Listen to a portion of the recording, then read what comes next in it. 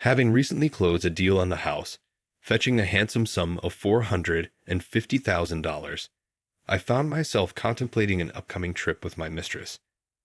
However, my plans took an unexpected turn when my friend Thomas shared the surprising news in an oddly cheerful tone. To my disbelief, he had sold the house for the same amount I had just earned. The revelation hit me like a ton of bricks, especially since the house in question was the dear family home I had inherited from my father. Thomas, unabashedly announcing not only the sale but also his involvement with a mistress, left me bewildered. The entire situation seemed like sheer madness, and I couldn't fathom why he would make such decisions, considering the sentimental value attached to the house. In a phone call from the hospital, where Thomas seemed strangely cheerful, I expressed my astonishment and questioned his motives. It turned out that, apart from the financial aspect, he justified his actions by citing issues with his daughter Elizabeth, claiming she had been getting on his nerves with her perceived high and mighty attitude. Thomas's callous remarks about his own child enraged me. As I processed the news of him selling the house and abandoning his family for his mistress, a mix of anger and shock overwhelmed me. It felt as if I might lose my mind, and a strong urge surged within me to intervene and prevent Thomas from hastily disposing of the house with such disregard for its significance and the bonds it held. My name is Lisa Johnson, a 37-year-old homemaker. Life with my husband, Thomas, and our 8-year-old daughter, Elizabeth, has been far from harmonious. Marital discord has been escalating, and Thomas's personality has undergone a gradual transformation since our marriage. Suspicions of his infidelity have lingered for about a year, despite lacking concrete proof. Thomas's behavior, such as frequenting bars after work, returning with a peculiar sense, and gifting expensive items not meant for me, has raised concerns. I've been too afraid to confront him about his potential affair, thus unable to take any decisive action. Reflecting on our relationship, I recall the Thomas I fell in love with a decade ago. His kindness and sincerity initially drew me in, and our marriage seemed blissful. However, things took a turn for the worse around the time our daughter, Elizabeth, turned 1. Parenting became more challenging, and as a full-time homemaker, I sought Thomas's assistance with tasks like baths and meals. Yet, his behavior and frequent outings began to change, leaving me bewildered about how our once happy marriage ended up in this tumultuous state. In the beginning, Thomas, perhaps aware of his role as a father, initially assisted with childcare as I requested. However, as it became a daily routine, he gradually developed resentment and stopped actively participating in parenting. He started expressing sentiments like, "This is your job as a stay-at-home mom. You should handle parenting on your own. What does a tired man like me have to help out after work?" Thomas's complaints were intense, leaving me and Elizabeth alone in the living room while he retreated to the bedroom. Dealing with Elizabeth's tantrums and struggling through the evening routine alone, Thomas's harsh words lingered painfully. His withdrawal from interacting with Elizabeth became more pronounced, even on his days off. When Elizabeth asked him to play, he responded dismissively, saying, "Playing is your mom's job. I'm busy." Thomas didn't consider Elizabeth's feelings, scolding her if she cried and blaming my parenting skills. To shield Elizabeth from his verbal abuse, we often retreated to our room and played together, just the two of us. There were times when I yearned for personal hobbies like reading or watching movies. However, living with Elizabeth around the clock left little time for myself, while Thomas indulged in his horse racing hobby. The situation felt unfair, but I couldn't complain, as our household relied on Thomas's income. I felt helpless and frustrated with myself for being unable to change the circumstances. I felt a sense of resilience in facing the challenges of our life, and that quiet realization echoed in my thoughts that night. However, our household situation took a familiar turn when Thomas, in his usual inebriated state, stumbled home, collapsing into the living room. His drinking habits had escalated lately, becoming a source of increasing concern. Sighing, I began the routine of peeling his jacket off his slumped body. In the process, a piece of paper fell from a pocket that typically housed only keys. Upon closer scrutiny, it revealed itself as a receipt from a motel. The evidence was unmistakable, providing tangible confirmation of the suspicions I had only held vaguely until then. In an attempt to conceal the turmoil within me, I quietly stashed the receipt away on a shelf. As the night unfolded, I contemplated how to address this revelation with Thomas. The next morning, with Thomas not yet fully sober, he left the house after Elizabeth had gone to school. Engrossed in my regular household tasks, I found it impossible to shake off the lingering thoughts of the previous day's revelation. Having suspected Thomas's infidelity without concrete evidence, the receipt presented a dilemma. It became challenging to ignore the truth and maintain the facade of a masked couple. I felt compelled to confront him, seek an admission, and perhaps an apology within the upcoming week or even days. Lost in contemplation, my smartphone interrupted my thoughts with an unexpected vibration. An unfamiliar number appeared on the screen, triggering a sense of apprehension as I answered the call. The caller identified themselves as someone from General Hospital, delivering news about Thomas. He had been rushed to the hospital by ambulance and was undergoing surgery for a kidney disease.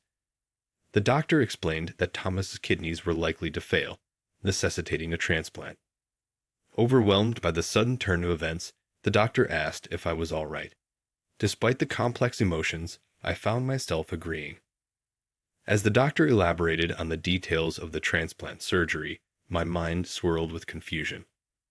Although Thomas had often mocked me and been unfaithful, I didn't wish for him to lose his life. I hoped, if possible, for his recovery.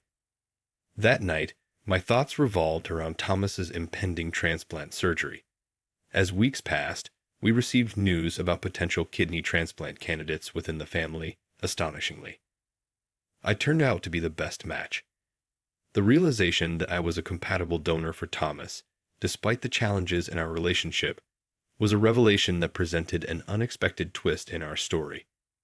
Thomas's parents, still alive, added another layer of complexity to the situation. The impending decision about organ donation would require careful consideration, blending the threads of our troubled history with the possibility of a renewed connection through the transplant process. In spite of my own less than perfect health, I turned out to be the most suitable donor for Thomas's kidney transplant due to our matching blood types and the fact that he was an only child. Admittedly, I had reservations about undergoing the surgery, but the prospect of preserving Thomas's life overshadowed any hesitations. Knowing the irreplaceable value of Thomas's existence, I made the difficult decision to be his kidney donor. When I shared Thomas's medical condition and our upcoming transplant surgery with Elizabeth, she responded with understanding and encouragement, sending me off with her blessing. Elizabeth stayed with my in-laws during my hospitalization. Despite their own health challenges, my in-laws were able to care for Elizabeth, who happily stayed with them as she shared a close bond with her grandparents. This arrangement provided me with a sense of relief, knowing that Elizabeth was in good hands. With that reassurance, I faced the kidney transplant surgery a week later. After completing the necessary health checks and signing consent forms, I donated a kidney to Thomas. To my surprise, the surgery concluded more swiftly than anticipated. I spent approximately a week in the hospital, while Thomas's recovery extended to 10 days. Fortunately, there were no complications, and the recovery process proceeded smoothly. Just before my scheduled discharge, I received an unexpected call that sent a shiver down my spine. Answering the phone, I was met with the voice of Thomas, the recipient of my kidney. Expecting words of gratitude for the life-saving donation, I inquired about his well-being after the surgery. However, Thomas's response took an unforeseen turn as he shifted the conversation to our house in a tone inappropriately cheerful. Thomas disclosed that he had sold our house for $450,000 and intended to embark on a trip with his mistress. The news struck me like a bolt of lightning, and I couldn't comprehend the audacity of his actions. The house, a precious inheritance from my father, was being callously disposed of. Thomas's brazen declaration of having a mistress added another layer of shock. In the midst of my disbelief, I confronted him about Elizabeth's well-being, only to be met with indifference. Thomas callously dismissed any concerns for our daughter, stating that he didn't care and was leaving her behind. The revelation left me enraged and appalled. The thought of him selling the house and abandoning his own daughter was beyond comprehension. Determined to intervene, I realized that I needed to stop Thomas from hastily relinquishing the house. As the call abruptly ended, my mind swirled with turmoil. I was left grappling with the shocking news of Thomas's actions and contemplating how to prevent him from following through with his impulsive decisions. The urgency to protect our home and Elizabeth's well-being became a pressing matter that demanded immediate attention. Trying to comprehend the sudden upheaval caused by Thomas's actions, I found myself unable to believe that he had sold our house, especially while he was in the hospital. The shock of this revelation worsened my condition, leading to an extension of my hospital stay. Feeling helpless and distressed, I spent days on the hospital bed contemplating the next steps. My first instinct was to call Elizabeth. Without the house, we would have nowhere to go. Despite my anger towards Thomas's bold declaration about his mistress, my primary concern was Elizabeth's well-being. Calling my in-laws home, Elizabeth answered the phone, and I anxiously questioned her about how she was doing and whether she felt lonely. I also mentioned the news about our house being sold by Dad. Elizabeth's response was unexpectedly reassuring. She calmly assured me that she had taken care of things. Intrigued and puzzled by her words, I listened as she explained that Dad had told her he asked his mistress to sell the house.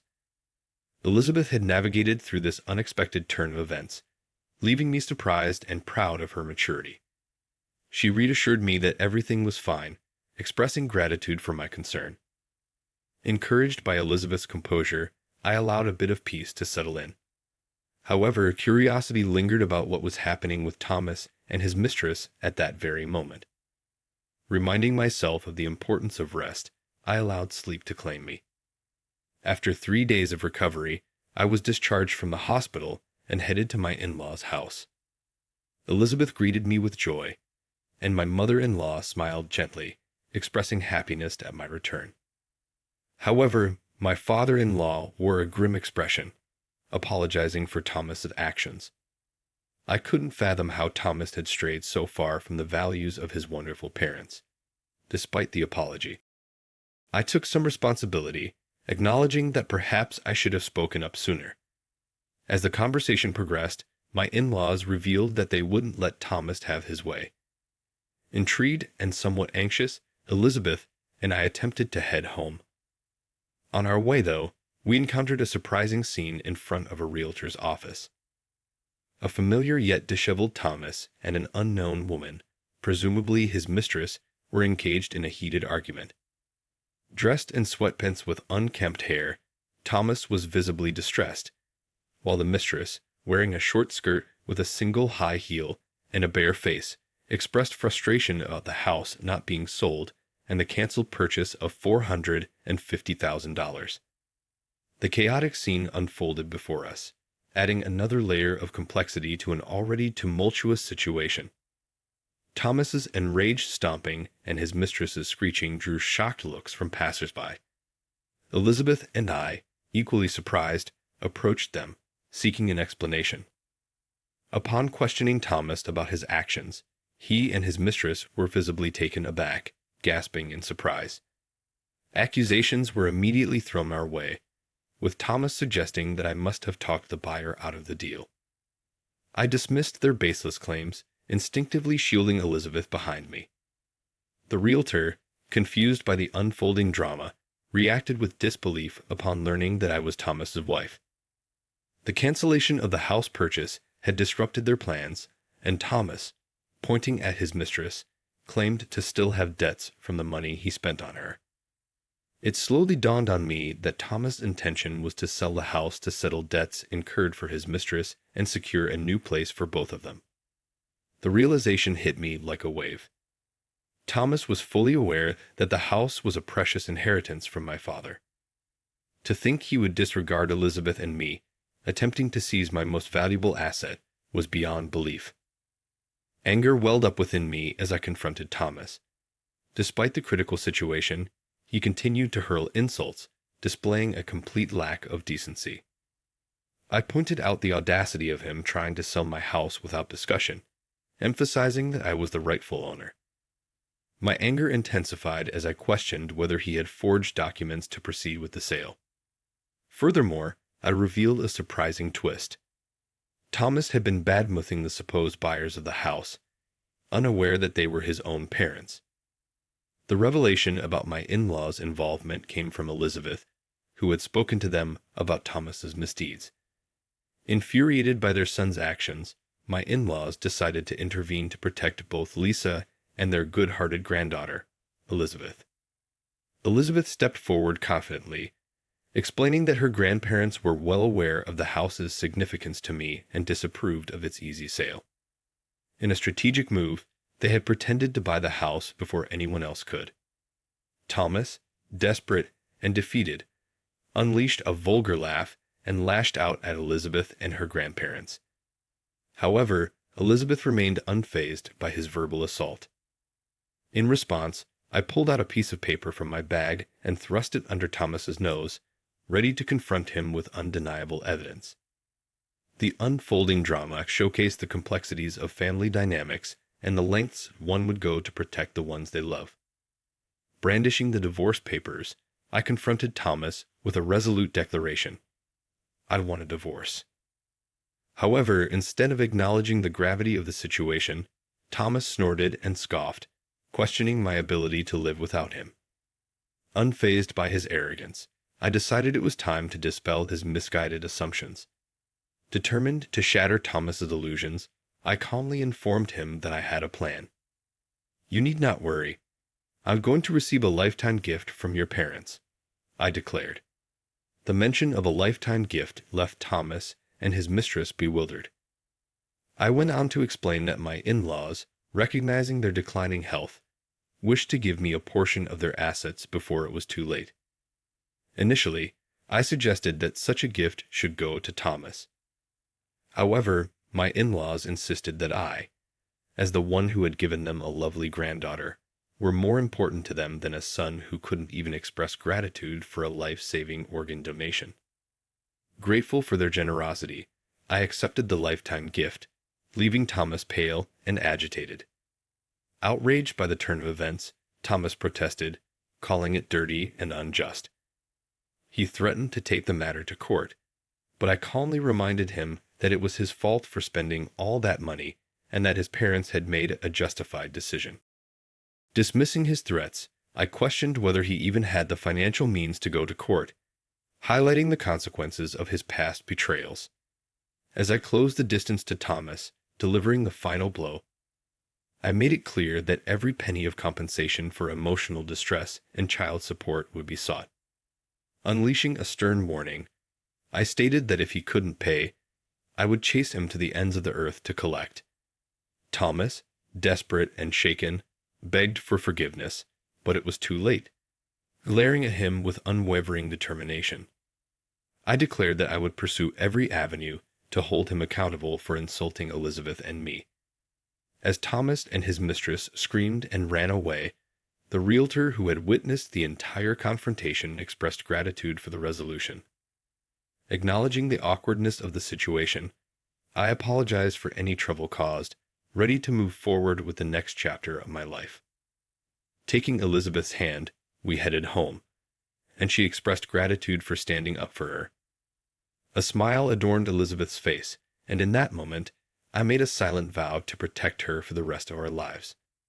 The divorce from Thomas unfolded without any significant issues, marking the end of a long-suffering marriage. Surprisingly, it was almost anticlimactic, prompting me to reflect on why I had endured everything until now. It became apparent that Thomas had invested a considerable amount of money into his affair and had resorted to borrowing funds from various sources. His mistress eventually left him, citing an inability to be with such a financially troubled man. Misfortunes seemed to converge for Thomas, as his company had to cut back on staff due to a decrease in sales caused by material shortages. Working in the factory, Thomas was among the first to be laid off. While it may be inconvenient for him, it's challenging to believe he was laid off for no reason. It's likely that the company let go of those who underperformed or had poor conduct, which might have been the case for Thomas, given his demeanor at home. Now unemployed, he is scraping by with part-time jobs, lacking the energy to actively search for a new full-time position. His life seems bleak, having lost his job, lover, and wife, but there's little room for sympathy. Despite my efforts, including donating a part of my kidney to him, Thomas made a mockery of me. It appears that karma has caught up with him, and he should focus on working hard to pay off his debt. As for me, I've started doing illustration work, utilizing the assets I inherited from my in-laws. Initially inspired by Elizabeth's compliment about my drawing skills, I have received positive feedback from clients who appreciate the meticulous and skillful nature of my work.